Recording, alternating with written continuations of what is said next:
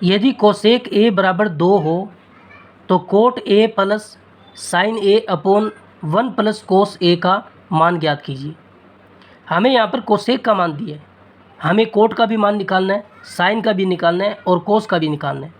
हमें ये त्रिकोणमितीय अनुपात निकालने हैं, तो ये त्रिकोणमितीय अनुपात समकोण त्रिभुज में निकाले जा सकते हैं।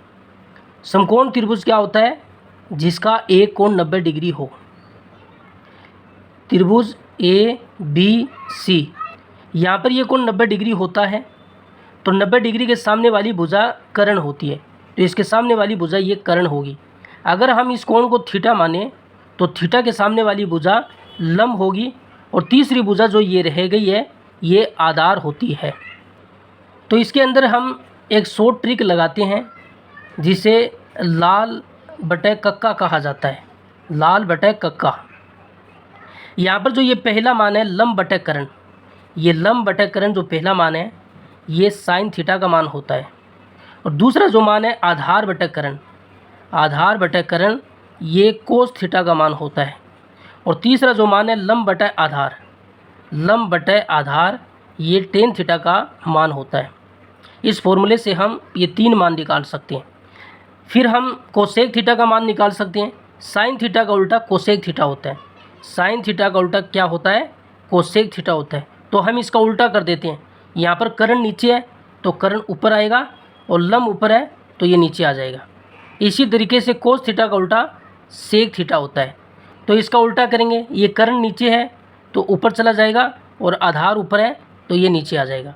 फिर यहाँ पर देखिए टेन थीटा कोट थीटा का उल्टा होता है, तो हम इसका उल्टा करेंगे तो ये आधार ऊपर चला जाएगा और ये लंब नीचे आ जाएगा। इस तरीके से हम ये त्रिकोणमितीय अनुपात निकाल लेते हैं।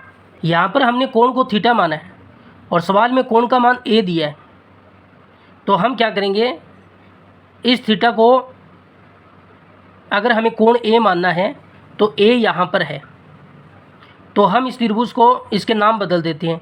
यहाँ पर ए लिख लेते हैं, यहाँ पर बी लिख लेते हैं और यहाँ पर सी लिख लेते हैं। तो ये वाला जो कोण है ए हो गया, तो हम थीटा की जगह कोण ए रख सकते हैं। सवाल में दिया है ए, यहाँ पर भी ए रख सकते हैं। सवाल में दिया उसी तरीके से करना है आपको।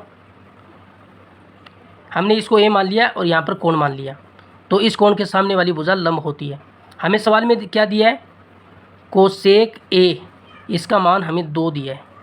देखो यहाँ से कोसेक ए किसके बराबर है? कर्ण बटे लंब, कर्ण बटे लंब के बराबर है, इसका मान 2 है। इसके नीचे कुछ नहीं है तो हम 1 मान लेते हैं। तो यहाँ से हमें कर्ण और लंब के मान निकल कर आएंगे।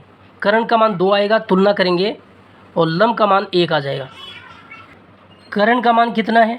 2 है, और लंब का मान कितना है? 1 है। तो हमें आधार का मान भी निकालना होगा। तो इस समकोण त्रिभुज में एक प्रमेय लगती है, उस प्रमेय को कहते हैं पाइथागोरस प्रमेय। पाइथागोरस प्रमेय ये क्या होती है? कर्ण का वर्ग बराबर लंब का वर्ग प्लस आधार का वर्ग। कर्ण का मान कितना दिया? 2, तो 2 का वर्ग हो जाएगा। लंब का मान हमें कितना दिया? 1, तो 1 का वर्ग हो जाएगा।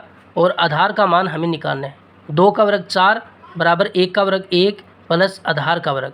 यहाँ से हम आधार के वर्ग का मान निकालें तो ये प्लस का 1 उधर जाएगा तो माइनस का 1 होगा, तो 4 माइनस 1 बराबर 3 होगा। ये आधार का वर्ग है, हमें आधार का मान निकालना है। ये वर्ग हटाएंगे तो इस पर वर्गमूल लगेगा, तो आधार का मान √3 होगा। तो यहाँ से हमने आधार का मान √3 निकाल लिया। सवाल में हमें किसका मान ज्ञात करना था? कोट ए प्लस साइन ए बटा 1 प्लस कोस ए, इसका मान हमें ज्ञात करना था। तो हमें कोट ए का मान चाहिए। तो कोट ए क्या है? आधार बटा लंब है।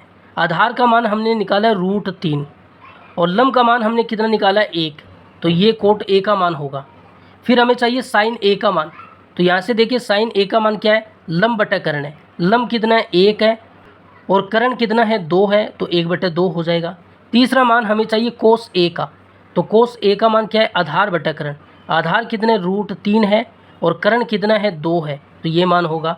हम इसमें रख देते हैं कोट ए का मान क्या रखेंगे? √3/1, √3/1 रखेंगे, और प्लस में साइन ए का मान क्या रखेंगे? 1/2 रखेंगे, और नीचे 1 प्लस कोस ए का मान क्या रखेंगे? √3/2। √3/2 रखेंगे। अब हम इसको हल करेंगे। ये क्या है, √3/1 प्लस 1/2, इसको हल करेंगे। 2 का 1 के साथ गुणा किया 2, 2 प्लस √3, 2 प्लस √3/2, ये 2 से 2 कैंसिल होगा तो क्या बनेगा, √3 प्लस ऊपर कितना 1 है और नीचे कितना है 2 प्लस √3 है। और हल करेंगे तो इनका गुणा करेंगे, √3 का इन दोनों संख्या के साथ गुणा करना है, ये होगा 2√3 प्लस √3 का √3 के साथ गुणा करेंगे तो 3 आएगा, फिर प्लस यहाँ पर 1 और नीचे कितना देगा 2 प्लस √3, ये कितना बनेगा 2√3 प्लस 3 में 1 जोड़ेंगे 4 और बट्टा में 2 प्लस √3।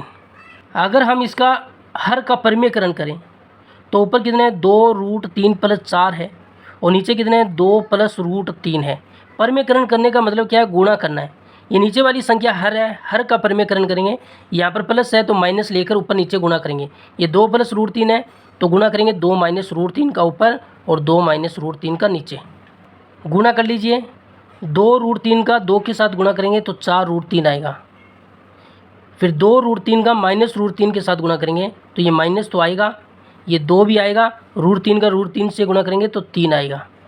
फिर हमें इस 4 का इन दोनों संख्या से गुणा करना है, प्लस 4 का प्लस 2 से गुणा करेंगे प्लस का 8 होगा, फिर प्लस का माइनस के साथ करेंगे माइनस होगा और 4 का माइनस √3 के साथ गुणा करेंगे तो माइनस 4√3 होगा।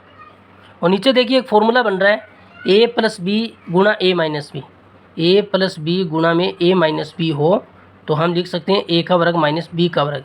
a का मान 2 और b का मान √3 है, a का वर्ग करना है यानी 2 का वर्ग करना है तो 4 आएगा, फिर यहाँ पर माइनस है, b का वर्ग करना है √3 का वर्ग करेंगे तो 3 आएगा।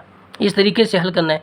प्लस का 4√3 माइनस का 4√3 कैंसिल होगा, ये कितने बन गए माइनस के 6 प्लस के 8 बटा में 4 में से 3 गया 1, माइनस का 6 प्लस का 8 तो 2 आएगा और नीचे 1 तो इसका आंसर 2 आएगा।